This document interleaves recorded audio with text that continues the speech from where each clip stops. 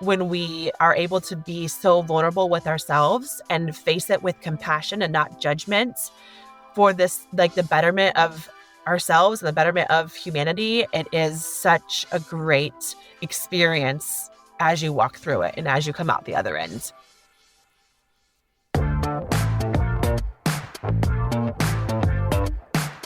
Hello and welcome to the BBXX podcast. Let's get intimate.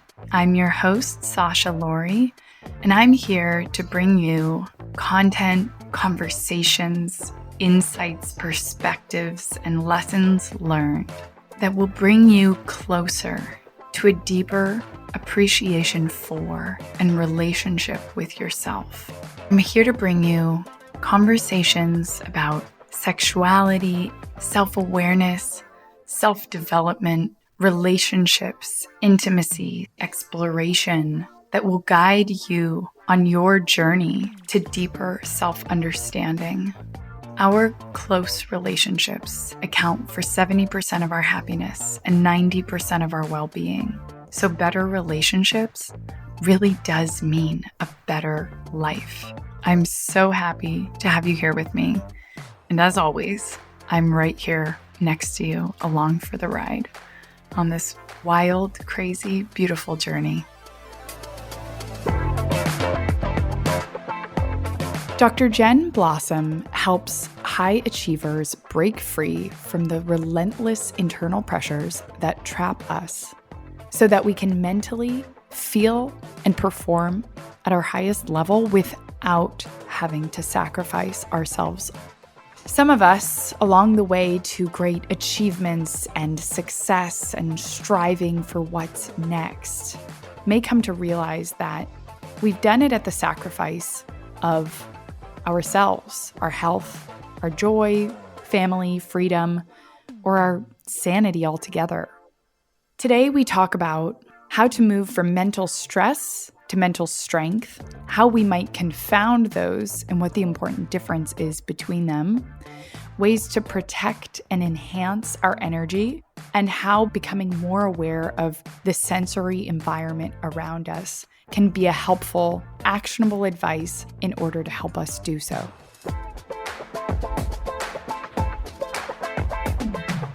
Hello, how are you? Hi.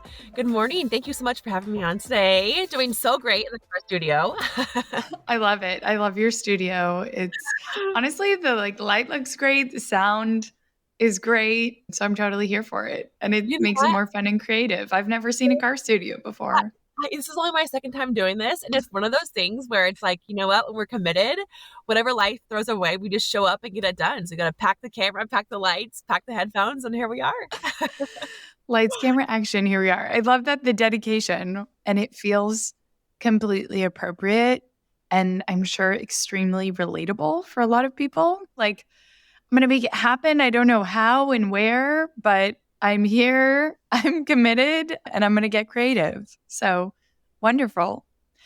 Well, I would love to have us start out this interview by inviting you to tell our listeners a little bit about who you are, what you do, and how you came to be doing the work that you do today. Yes, I love it. Well, thank you for this opportunity to just be here, to have these conversations for the high achievers. We are in this space, and I think it's so important that we're able to step into these vulnerable, raw, real conversations. So thank you for just allowing me that time and space to be here and to share that. So my name is Jennifer Blossom. I am a peak performance and executive coach, and I'm also an occupational therapist. And I'm all about helping high achievers truly create and experience this extraordinary success without the mental sacrifice. And I feel like that is the space where we are in right now, where it's like we want the success, but at the sacrifice of our well-being, of our mental health, of our emotional health. And so it's learning how we can truly create that success from the inside out and live in this peak alignment, we're able to get there and create that, it is just this positive ripple effect for everybody around us.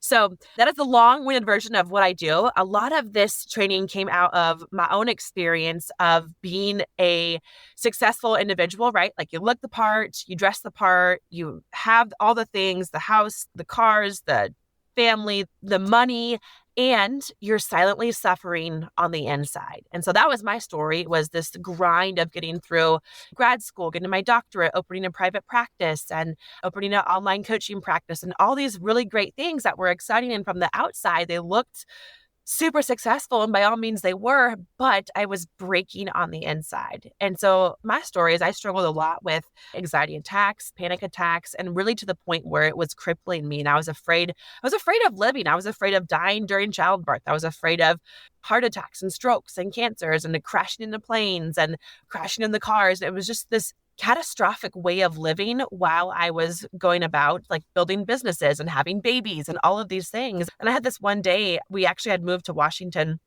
State from Alaska, and I was going out for a run and I had this massive anxiety attack, and it was super like a very physiological attack, and it felt like I was having a heart attack, to be honest. And in that moment I was like, I can't keep doing this. I can't keep showing up and having these anxiety attacks and panic attacks and trying to build all these things. And so that's what really led me down this path of exploring, okay, how can we be high achievers and also take incredible care of ourselves from the inside out. And that work, it's just been so exciting and exhilarating to see and to just walk in the hearts and the homes of all these high achievers and to really help heal that inside, whether it is anxiety or depression or imposter syndrome or self-doubt or whatever those silent struggles are, help these individuals work on that so we can really just exuberate that success in ways that we always knew were possible, but have never experienced, never felt until now. And so it is just this beautiful journey, and I'm just excited to be here to share about it. So thank you for having me. Wow. What you just explained and those feelings, it sounds so intense, right? And so relatable too for people on the other end to know, okay, I'm not the only one who's might be experiencing this. And people who are practitioners have even experienced this. And in fact, it's probably a lot of what has come to shape your work. And what helps your work resonate even more deeply with these people is the fact that you have been through a lot of this yourself. When you talk about these moments and these times where you were having these anxiety attacks and you were deeply, I don't want to use the word unhappy because I'm not sure kind of what your emotions were, but my question is, where was your mind at? Was there a lot of justification? Oh, this is normal, or this will go away, or I know this is wrong, I need help. Where was your mind at? Were you able to kind of recognize that something needed to change, or was it not until it really like kind of things went over a cliff that you were able to look at it and say something has to change? That's a great question. I think the word that feels really appropriate is trapped. It's like I knew I was like internally trapped. Like I knew I wanted to change and I wanted to get out of this perpetual cycle of fear, but I didn't know how. And I was embarrassed because I was the leader, right? Like I had all the things. I looked the part. I was teaching and helping and training and speaking. So why was I suffering with this?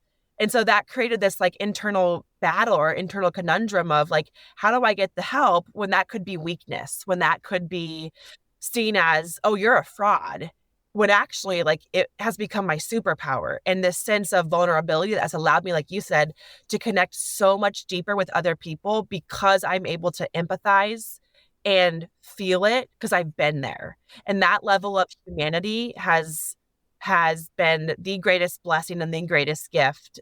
But I had to get real honest with myself and get to the real hard root and the real hard core of those like deepest, darkest struggles that I was like, oh God, like the only way I'm going to get through this is like actually like walking through this and like doing the deep work. 'Cause I just pressed it, stuffed it, ignored it, avoided it for so many years because it was painful. And when I gently opened that up, it was awful and it was so hard, but that was the path to healing. And I think we're so afraid to face that because it is hard. It is scary. But when we are able to be so vulnerable with ourselves and face it with compassion and not judgment for this, like the betterment of ourselves and the betterment of humanity, it is such a great experience as you walk through it and as you come out the other end.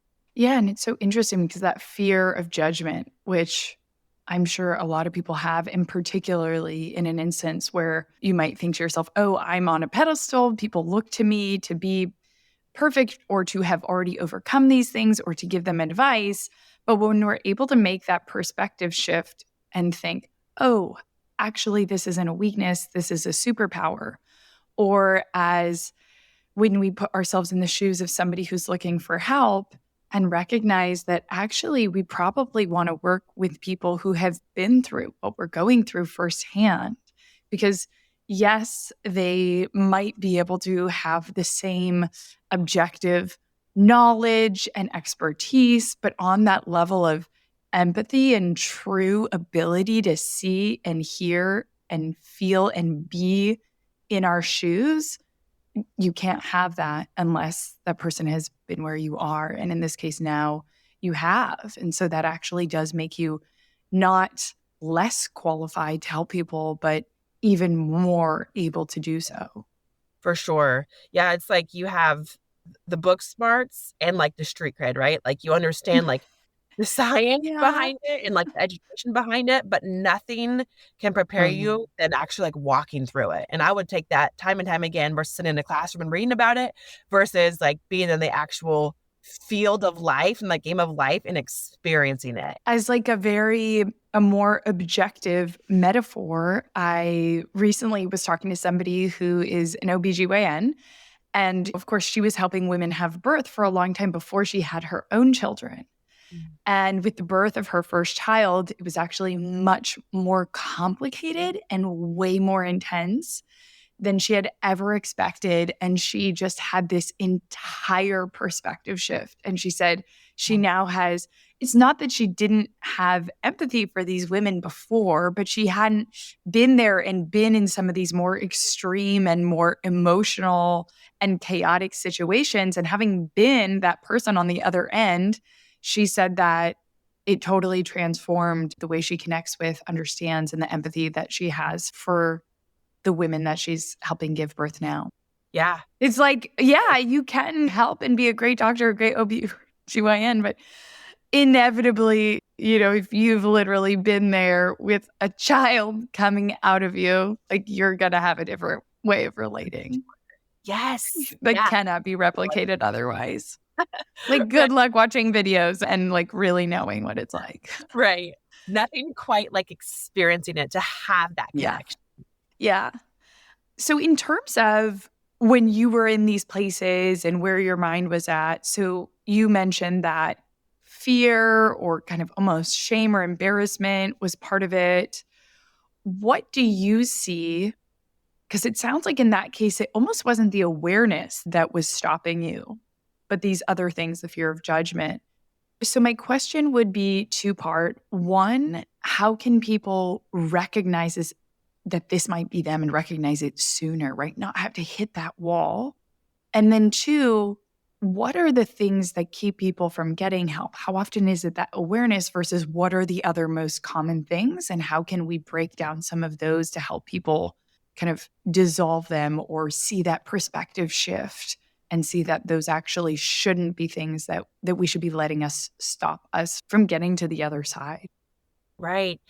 So, first, having that self awareness is so important. And oftentimes we can get so used to going through life and almost numbing out, almost showing up with this mundane attitude, and we're numbing out feelings. We're numbing out our own emotions because we've never been taught how to recognize them, how to feel them, how to process them, how to allow them to be there, and how to choose different emotions. There's this huge just bandwidth of emotional well-being that I take our clients through And a lot of times clients are like, oh my God, this is like so foreign because we're never taught this. And so the very first step is noticing that self awareness. And a great practical way to do this is to create this time in the morning to do a brain dump. And a brain dump really is just like getting out a sheet of paper and writing down everything that is swirling through your mind right now. And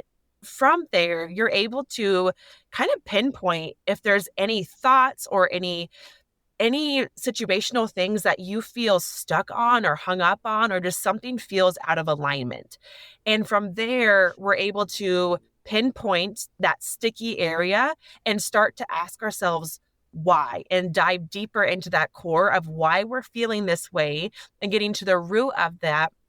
And from there, we're able to be more proactive with where we're feeling this discord or this disharmony, and we can start to build out that evidence for what we need to do to move forward, to process through that, to work through that, instead of just ignoring it. Because eventually, like if we suppress, if we stuff, something's going to explode at some point. And then we're going to have all this callous work to do because we were not proactive with it. And so we like to shove it because it's uncomfortable. But I always say to people, like, you can handle any emotion. Like, it is just an emotion. And as painful as they can be, we can handle that vibration in our body. And so it's learning how to develop that self-awareness to figure out what is bothering us, what is making us feel off or in out of alignment or discord.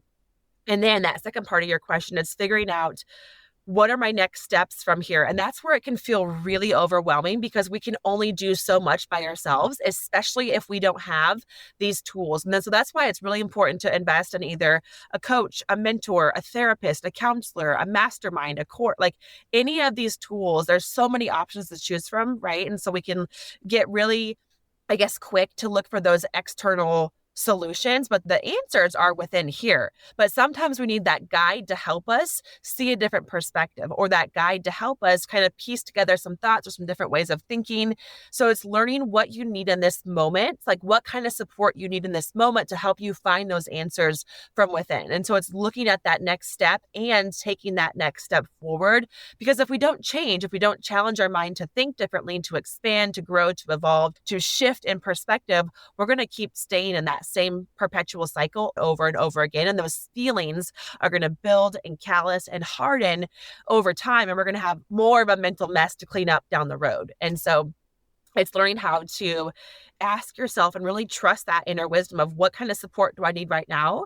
And then doing the steps to move yourself forward to get that support, to find those answers and that healing from within. Right. And so that first part really just being, you mentioned one way to do it would be a brain dump, which you would just recommend people write even for a short amount of time, just anything that comes to mind, like no pressure, no time minimum, and almost like get everything outside of us and start to just get some of the puzzle pieces. You don't need to know how to put them together. You don't need to know how to put the picture together or understand what you're even looking at, but just to start accumulating puzzle pieces so that you can find the right tools or find the right people who can kind of help you guide you through that process, and even challenge your perspective and give you ways that it might actually be much more efficient, right? Because people think, oh, I need to completely like change who I am or whatever. And it's like, no, you actually just need to change your perspective here, not who you are and not the way you're doing it, just the way you were thinking about it. So some of those shortcuts, so like systems of doing things are like, oh no, you don't have to put the whole puzzle together at once. Just start little by little and like start finding the corner pieces first, and then start with the grass and then the sky and looking for patterns, but can help us kind of break it down into these smaller steps and give us tools to go about doing it. But again, I feel like those perspective shifts are some of the biggest things that we can possibly do. Yeah, one of the analogies that I use for our clients is it's like our mind is this big yarn ball. And so when we're able to, and oftentimes people try to solve all the problems just by thinking about them, which can help, but it's not as effective as getting out all of the thoughts that are just tumbled up into this big yarn ball and separating them out piece by piece by piece by piece. When we're able to look at them on paper there's no time limit, right? I think that where people can get so caught up is thinking that, okay, I have to write for 10 minutes. It's like, do what feels good for you and do with it what you want. Like, have that intuitive piece. When we're able to get it out of our head and onto paper and we're able to see them, that in itself helps us to almost create this cognitive distance from our thoughts. We can be like, oh, like, these are just thoughts. These are just thoughts on paper. These are just words strung together that make a sentence in my mind. And when we have them on a piece of paper, we can better gain that perspective and that clarity of how to start to fix them and work through them and mold them and destruct them and reconstruct them and put them back in our brain the way we want to put them back in, not just let the yarn ball just continue to ball up and get intertwined and entangled. It's just really being proactive with that. So, in terms of some of the topics that you talk about with people, this idea of emotional baseline is one of them. How would you say emotional baseline ties into what we're talking about now? Yeah, this is one of my favorite things to talk about because our emotional baseline is kind of like our happiness baseline. Like, it's where we like to hang out. It's where our emotions are most of the time. And so if we were looking at, okay, how do you feel on a regular basis? Like, if you were to zoom out and look at your entire week, you could pinpoint where you feel emotionally on a regular basis. And some people are emotionally super low and their energy is low and their mindset is more negative. And it's just like, if we were looking at a scale from like a 0 to 100, it could be like 20, 25%.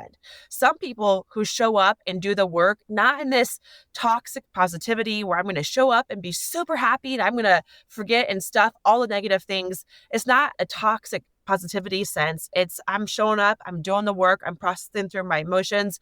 I understand that some days are harder than others, and I'm intentionally choosing how I want to feel today. That mindset, that energy, we're able to pull up that emotional baseline, our emotional happiness set point to be more of like a 60% or an 85%.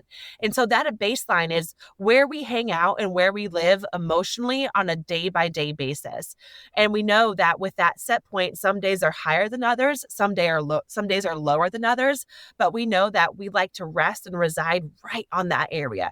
And so knowing where you stand on that baseline is a really good starting point for when we begin to dive into this work of learning how to grow our intentionality, of our focus, our emotional calibration, all of these things that we want to work towards. Knowing where our starting point is crucial, because from there we're able to figure out, okay, like, why do we dip? What makes us go higher? How can we swing that pendulum and rest at a higher point emotionally and begin to generate those feelings and those mindset shifts that help us to feel better and pull us higher rather than sitting down in a lower state of being. And that's where a lot of people live in the world today, is that lower frequency, that lower state of being, just because we're never taught these tools for how to move that baseline forward. And recognizing that some people do have different emotional baselines kind of naturally. So part of it is that. And we do have an ability to change and influence our emotional baseline through different tools, through changing our ways of thinking, our perspective on things.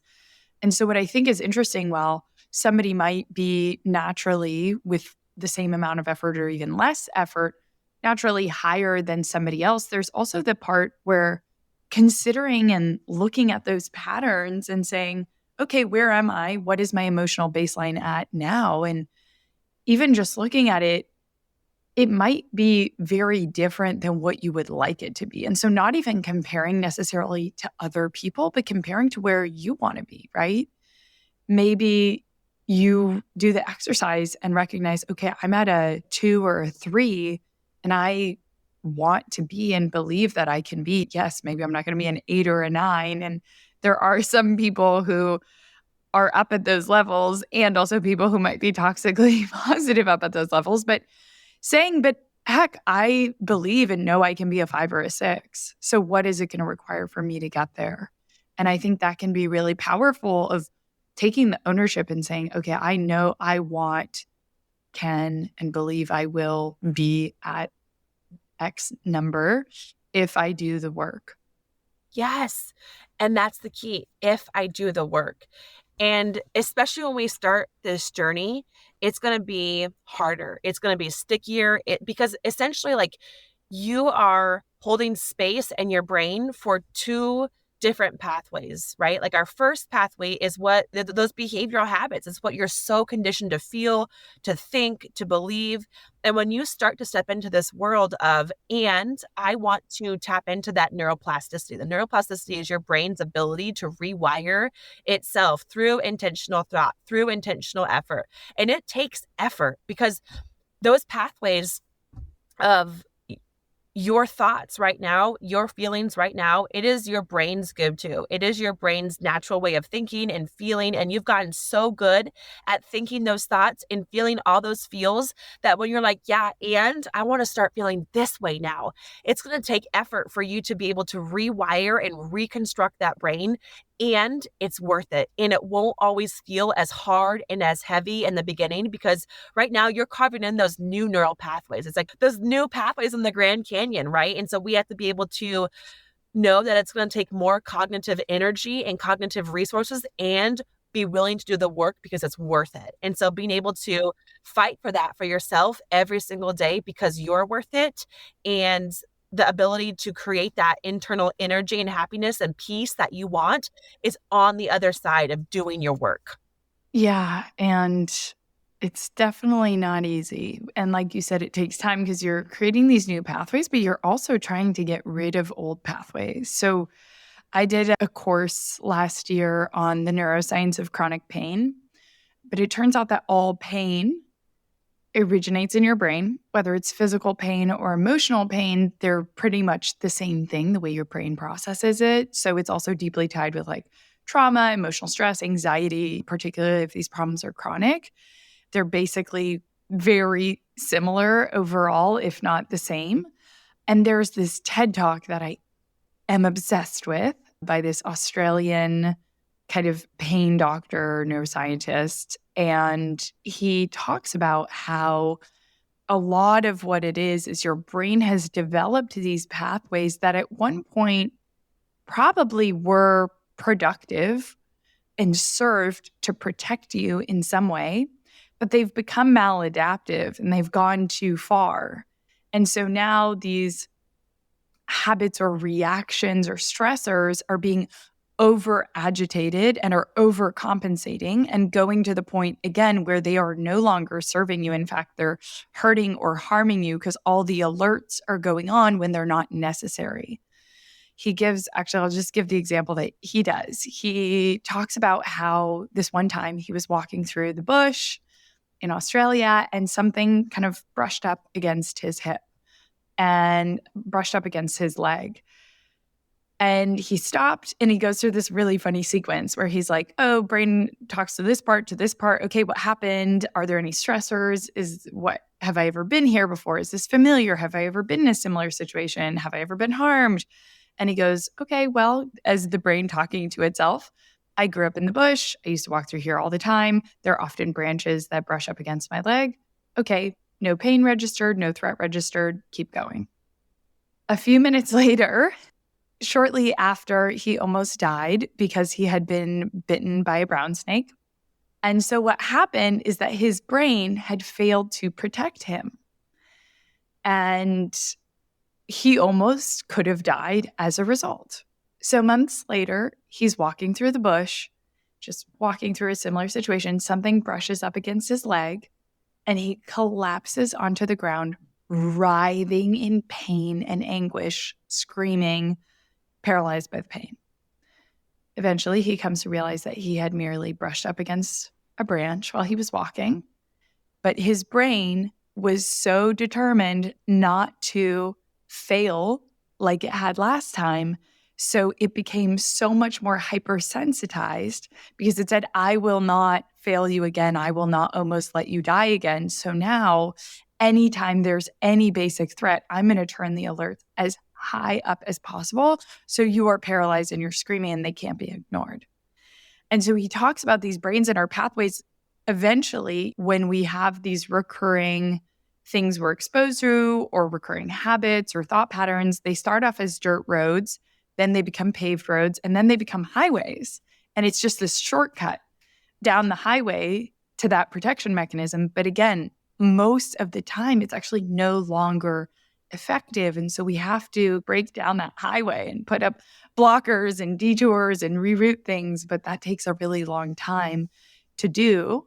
But when we manage to do it, can cure chronic pain, can cure trauma, can have profoundly unexpected and shocking and magnificent results. Yes. And it is that basically like mental training. I always use the analogy of sports. Like we're a huge sports family at my house, but it's like going to the gym. It's the mental reps. It is building that mental muscle and really training yourself mentally to be able to think differently and neutralize those thoughts and not making yourself wrong. Like, I think that's one of the biggest things too. Like, especially like in my journey, I feel like I went through a season where I was so mad at myself of like, why did you get stuck here? Why did you like, it's just like this internal, just like a drill sergeant to myself. And when I was able to flip that and really meet it with compassion, be like, Jenny, you didn't know any other way. Like you were never taught this. Your brain always went this on default. Like you never knew. And so being able to see yourself and talk to yourself from a very kind perspective and a very compassionate and a very curious perspective, that really allows this space to open up and create the healing process. I would love to continue this conversation and take off on what we were talking about in terms of how what originally starts out as mental strength can kind of devolve or push past a certain point of productivity and become mental stress. To segue into this topic, which you talk a lot about, of then how to move from mental stress into mental strength, whether it's to come full circle or having lived in that area and space of mental stress for a long time. How would you describe what this transition means? When is it most impactful? And what are some of the tools that you like to introduce people to when encouraging them to move from this place of mental stress to mental strength? Yeah, I think these key concepts of mental stress and mental strength, they come from a good place, right? Like we want to be able to be that individual who is mentally strong, but some of the habits that have got us to where we do feel mentally strong can also have the adverse effect and causing us to feel mentally stressed to the degree of not exercising our self-awareness. And so an example would be like we want to be super productive and get all of these things done. So we work around the clock, around the hour. We burn the candle at both ends in the name of productivity, in the name of advancement, in the name of trying to get and achieve that next thing. And so you can see this, what started out as a good thing, right? And showing up and doing the work and creating the impact and being a super strong and an individual who walks in alignment now has these patterns, these habits that have caused this internal stress, this internal burnout, this internal exhaustion, which started out to be a good thing, but ended up being a point now where we have made these little 1 degree increments and 1 degree choices and decisions that didn't seem like a big deal in the moment, but over time, those 1 degree decisions get us to a completely different destination than where we had intended to be. So that productivity is just one example. Another example could be one that most people don't realize, but it can actually be used against them. And that is in the world of personal development, right? So all of our listeners here, like we are here, we are hungry to learn, we want to consume and consume. And we almost use this consumption of personal development and personal growth as a buffer to actually doing the work. So it sounds great, it feels great, but then we never take that next step and actually apply what we're learning. So we're in this perpetual consistent state of mental and internal stress, even though we're learning the tools, but we're not applying them. So that application piece is super important for becoming an individual who has the discernment to be mentally strong in our walk of life. And so it all boils down to that self-awareness and truly knowing ourselves and how we want to feel those emotions that we want to experience on a regular basis, and also not making the hard emotions a problem. I think anytime we feel a negative emotion or an emotion that feels lower than what we want to be experiencing, we can make it a bigger deal than it needs to be. So having the ability to process it in the moment, to either move through it or redirect it or analyze like, hey, what's going on here? And what do I need to really like be in control of this situation? That in itself is where our greatest power resides. And I think that we are looking for a cookie cutter answer or a step 1, 2, 3, 4, but it's really about that self awareness and then knowing which tools to pull out of your toolbox to step into this place of that internal strength that's available for all of us. One of the expressions that I love is this concept that every strength past a certain point is a weakness, right? Because it's so true. Like we were talking about, some of the things that have helped us, that have defined us, that have gotten us to where we are today are, in a way, strength, but past a certain point no longer serve us, hold us back, limit us completely. And so there's confusion sometimes between perhaps strength and opportunity for growth, or even stress and strength, right? Some people's definition of mental strength might be gritting it out and just like making it work, being a bit miserable, feeling like they're running on empty all the time, versus some other people's definition of mental strength might actually be pausing, taking a break, allowing all of our emotions to catch up with us and facing things. So how would you help people define or perhaps challenge common definitions and differences between what mental stress versus mental strength is or should be? Yeah, that's a great question and one that I'm going to challenge our listeners to ask themselves. And like every great coach out there knows that when the client is able to answer their own questions with that guidance, like that's where that inner wisdom is unlocked. And so let's ask our audience, like for each of you listening today, what is and what does mental strength mean to you? Because like you were saying, your definition of mental strength could be different than my definition, and our definitions could change on a daily, hourly basis. And so the baseline is being able to quiet your mind enough to really go inside and ask yourself, what does it look like to be mentally strong in this moment? And like you were saying, sometimes that strength may look like having the discipline and the discernment and the focus to turn off the distractions and to really hammer out a work project for the next hour and a half.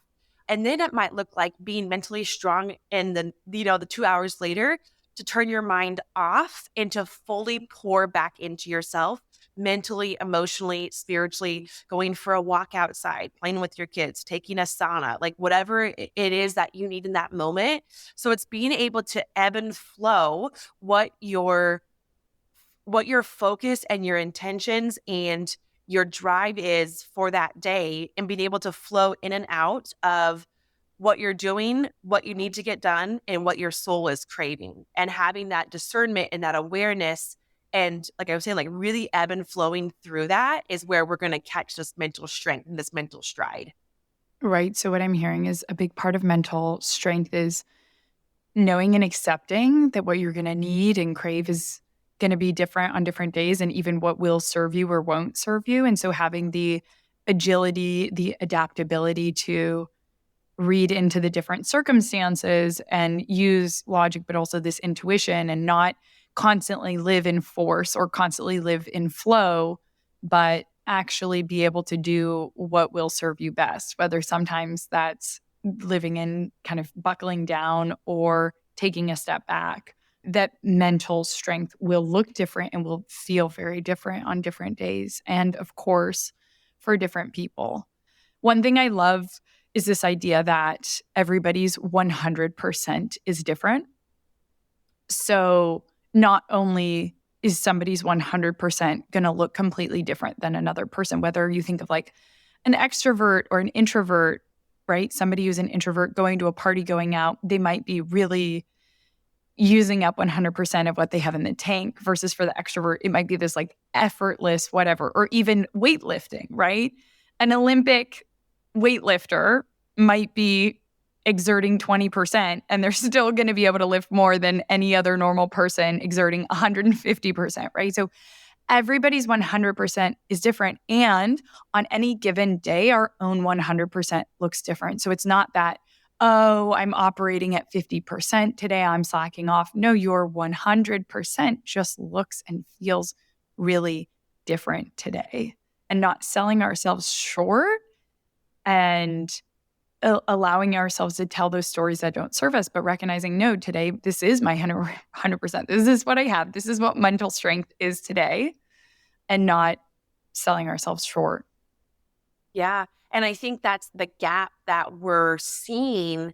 And the one that I am just so passionate about filling is that internal awareness and truly being led by your soul. Because here's the thing is like when we claim this like quote unquote mental strength and we have it as achieving this, achieving that, that's when we get caught in that cycle of burnout because we think we have to perform at this certain level every single day. When if someday like your energy is super low, you need to rest, like you're just trying to grind through it. And yes, like there are seasons and projects and things like where you're going to have to buckle down and get it done. And that is different than lacking the complete awareness of knowing when to step off the gas a little bit or when to push down.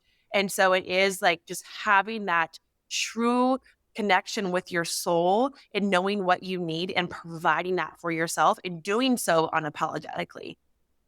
One of the other terms that you use, or these concepts you talk about, success without sacrifice, which, kind of is related to working smarter, not harder, and ways to protect your energy or tools for energy protection.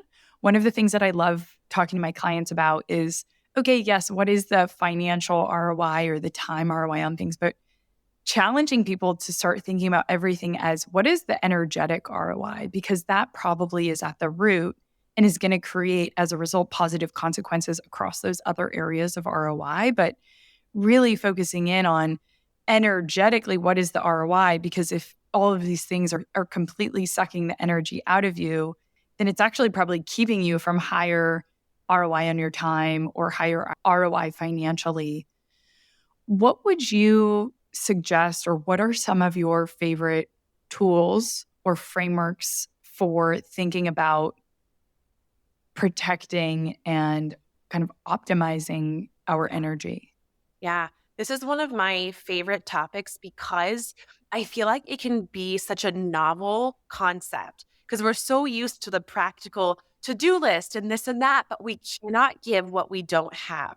And so if our energy is completely bottomed out because we're going from task to project to thing, our brain's going all day long, we are going to feel and operate at such a low level of frequency, even though we can mask it, even though we can look the part, we can put on the smile, we can produce the work, there's still this discord and this unalignment internally.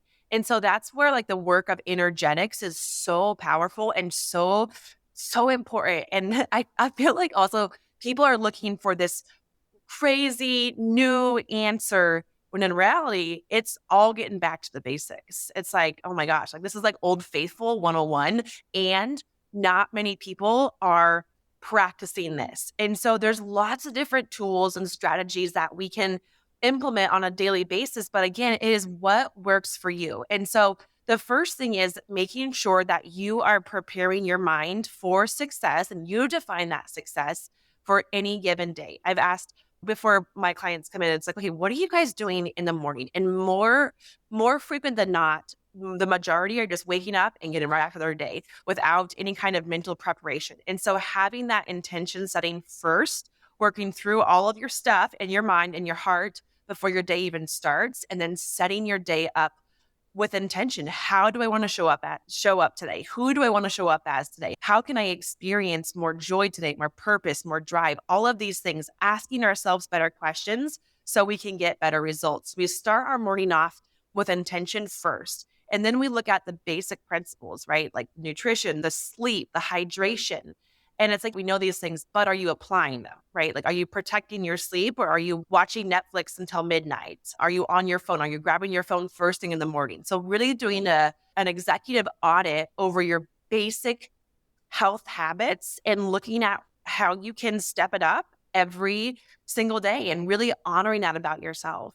And then infusing, time outside in nature is just, it's so important. And so making sure you're getting outside every single day. I'm like, rain or shine, we are out there.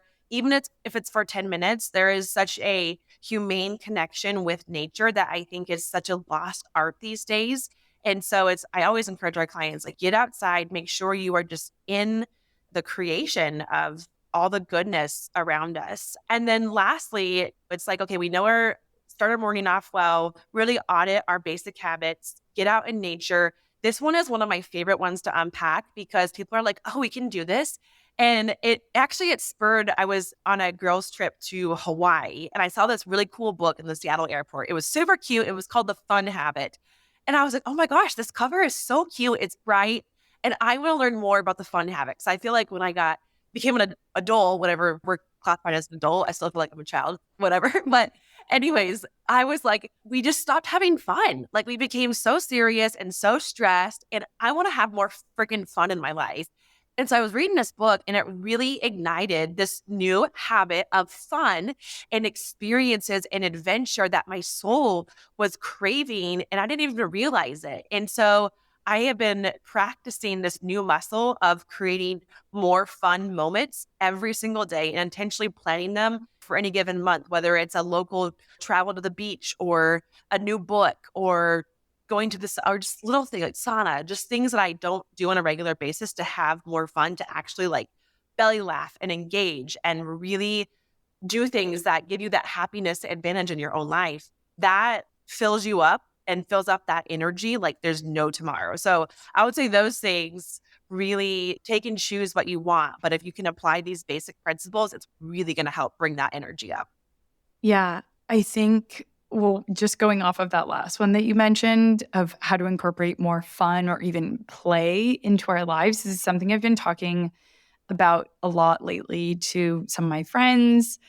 I was talking with one of my friends a few months ago about just some of the weird, bizarre stuff we used to do when we were young and how we were laughing so hard. And I was like, why am I not weird enough anymore? Like, I feel like I just want to be weirder on a regular basis, right? Or get into that mindset and so I started trying to come up with like prompts of like, okay, I will act out as a different animal each day or like pretend I'm a character from a book or something, or just even if it were a few like weird brief moments or seconds of like role playing or some sort of play. One of my sisters was telling me how in her relationship, they've been playing this game where they sometimes like plan it in advance, but sometimes they just slip into this where they pretend they don't know each other.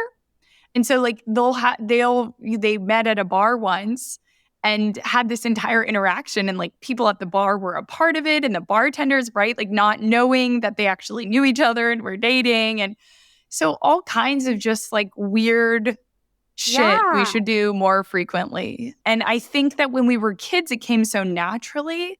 Now I think we need tools and prompts and permission to tap into that. But when we have those, it can be really helpful and it can be so liberating to be able to have that feeling of that weirdness or liberation or belly laugh or whatever it is, right? Because laughing that hard only comes from certain types of things, which often are like very unfamiliar or surprising or Yeah. whatever you have it. They don't come from the day to day and the grind and the default. Right. And I will say too, I love that. I'm like, oh, I'd like take that animal one. My kids would love it. But one of And I the think often, like one of the number one, right, people who are parents talk about, okay, one of the best things about having kids is you can have that permission, that like gateway into that. And then ways of, okay, well, how can we create that otherwise as well? Yeah. Yeah. One of the easiest ways, because sometimes it can be hard, right? It can be hard to be in this grind and then immediately like flip and switch into, okay, now I need to be playful and fun. And it can be hard to make that transition, especially like if you pay attention to your energy throughout the day. We have ebbs and flows. Like you'll have different peaks throughout your day where you feel higher energy and then lower energy. So it's like being aware of that. And one of the best tricks for really getting into a playful mood is to use music and use music that excites you, that brings back fun memories. So for me lately, I'm like, oh, this is like Spice Girls Pandora. I'm like, I've listened to this for like 10, 15 years. And it's just like all these like old 90s songs that used to bring like so much joy when I was growing up, whatever, in the 90s, or like Bob Marley stations. And it brings me to like these tropical events that it's just like, it just will transport you and it really ignites like this freedom from within. So use music, play with music to get in that fun space. And it's a good little kickstart to get your mind there. Yeah, music is a great other tool. And I think what's important here is some of it is about reducing unnecessary friction and maintaining and guarding your and protecting energy where needed. And then also doing more of the things that give you back energy or like procreate more energy. So on both of those things, for example, the music, the things we just talked about, play, all of that, nature giving you more energy, and then finding the things that reduce it, doing these brain dumps that you mentioned earlier in our conversation, which I am not a big writing journaler, but I had started like doing what I call like self-coaching sessions, like audio recordings where I just think through things, or now some of these just brain dumps. I haven't done them in the morning, but again, taking these pieces of advice and finding what works best for you. If it's not writing the brain dump, try recording it. If it's not in the morning, maybe it's in the evening, right? And figuring out whatever way is going to work best for you is the best because you're most likely to engage and actually get the value from it.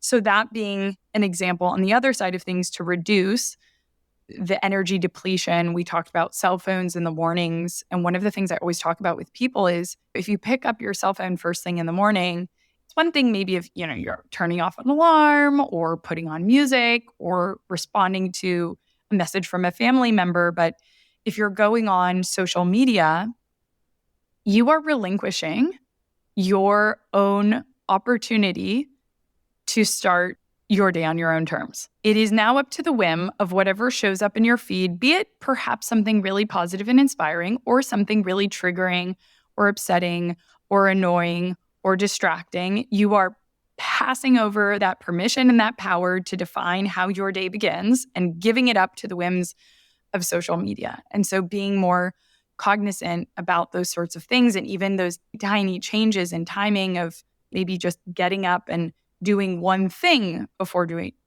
looking at your phone, or a few minutes or a few hours, right, can build up. But even the tiniest changes sometimes are the ones that can have the biggest impact. Yeah. One of the other things that you talk about in regards to protecting energy or related to it is this idea of a sensory diet. Would you tell us a little bit about what that means and some of the ways that people can experiment with that in their own lives, or what some of the biggest potential benefits of either practicing this or even just having awareness of it can be?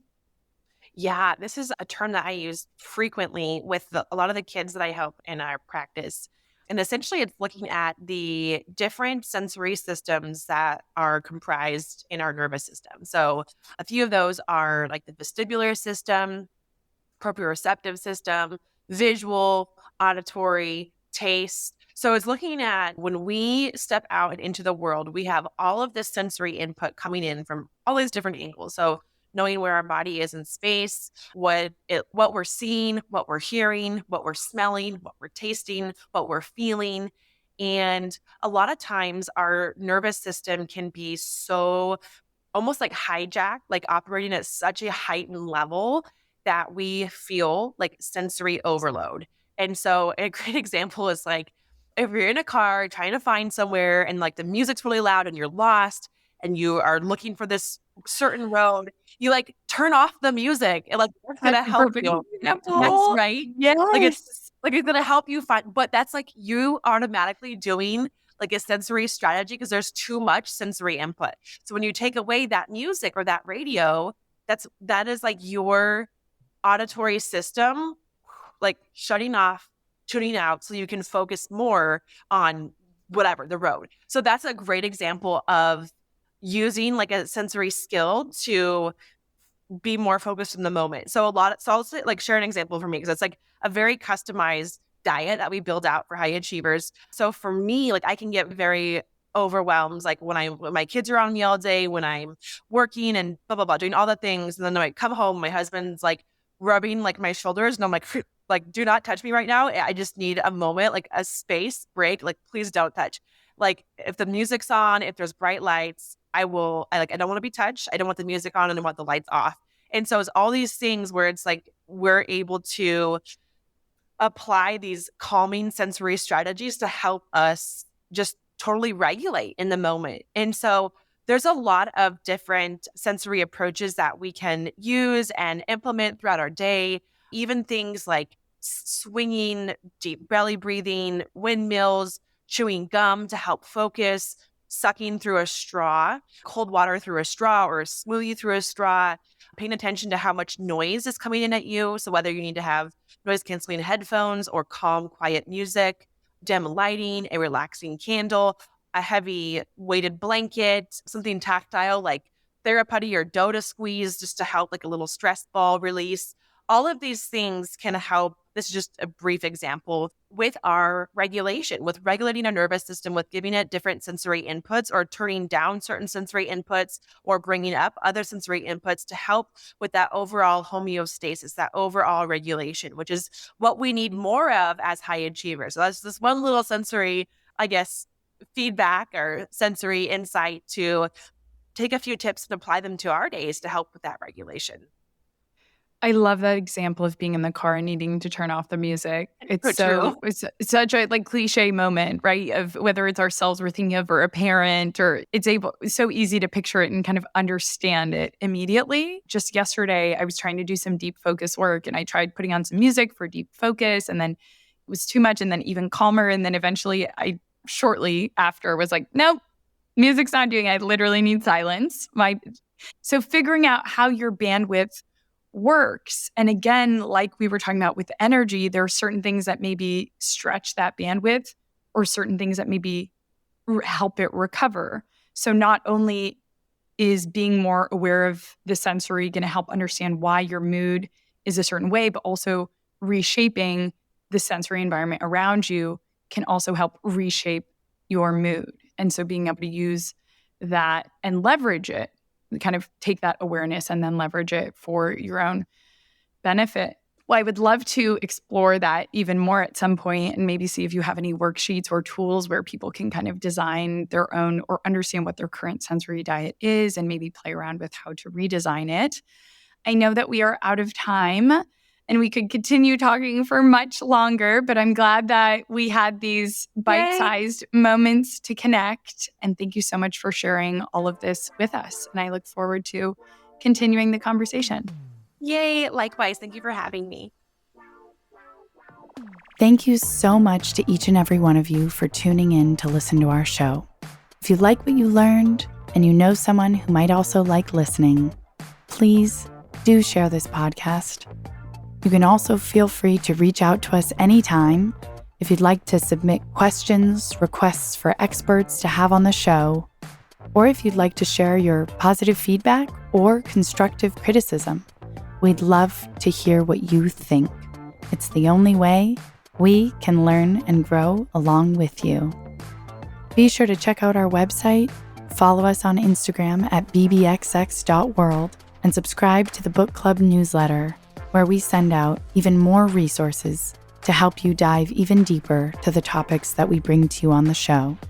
Once again, we encourage you to take what we discuss on this show and apply it in your everyday life. Because remember, better relationships equals better life.